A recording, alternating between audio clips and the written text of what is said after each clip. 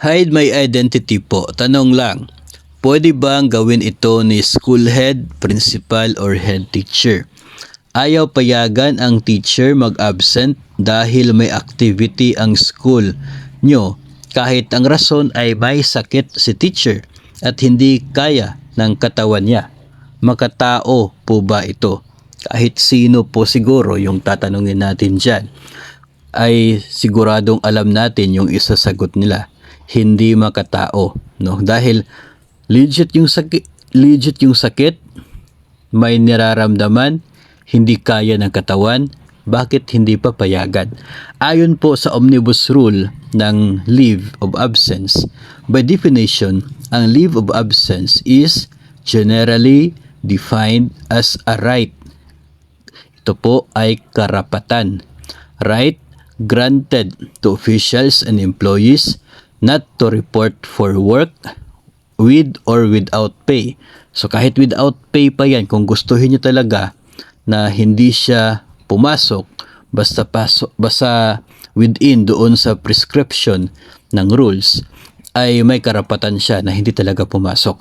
As may be provided by law and as the rules prescribed in Rule 16 hereof. So ito kasi mga master, dahil nagkasakit, hindi kaya ng katawan, legit, may dahilan. So talagang qualified siya na mag-file ng tinatawag na sick leave. So therefore, it's a right ni empleyado na hindi pumasok. Ngayon kung gawa-gawa niya lang yung sakit niya, then kahit karapatan niyang pumasok o karapatan niyang mag-file ng leave of absence, kung gawa-gawa niya lang yon, so hindi siya qualified for the sick leave. Although may karapatan pa rin siya na hindi pumasok doon, pero disqualified siya doon sa sick leave na portion kasi ayon sa rule ng sick leave ay dapat nagkasakit ka or your immediate family. No? So, pwedeng gawin yun na personal leave, pero may karapatan talaga yung empleyado na hindi papasok. Ngayon, depende na rin kasi yan, no? Pagdating sa mga actual na sitwasyon doon sa mga paaralan, minsan ay mga nagkakaroon ng agreements yan kapag may mga activities.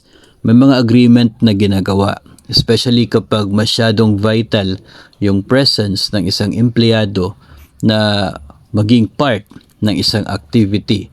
No, kung minsan si school head ay nakikiusap na kung pwede, wala munang umabsent bukas kasi may activity tayo na pagkahalaga ng presensya ninyo. So pwedeng may ganun na agreement before nagkasakit.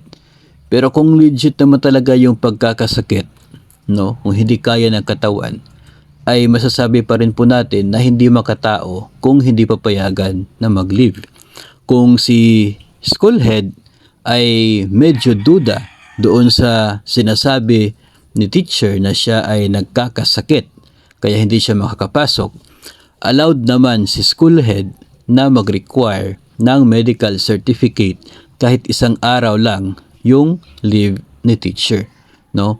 Dito pa rin sa omnibus rule sa leave, doon sa sick leave, ay sinasabi na bagamat yung required talaga ng medical certificate ay yun lamang pong mga sick leave beyond 5 days. Mayroon pa rin karapatan si school head when in doubt na mag-require ng certificate na yon as proof na talagang nagkakaroon ng sakit yung kanya pong empleyado o ito pong kanyang guro. So, pwede mag-require si school head ng medical na talagang nagkakasakit yung guro na yon to grant sa isang leave. Pero yung hindi mo siya papayagan na mag-leave, ano ba yung gagawin niya? Alangan naman bibitbitin niya yung kama, bibitbitin niya yung kanyang bahay papunta sa paaralan just to prove na talagang hindi niya kaya and just to be there to attend for the activity. No? So siguro po ay may intindihan naman po siguro ni school head, no, kapag talagang totoong nagkakasakit yung kanya pong empleyado na siya pong mayroong mahalagang papel na nagagampanan sa isa pong school activity.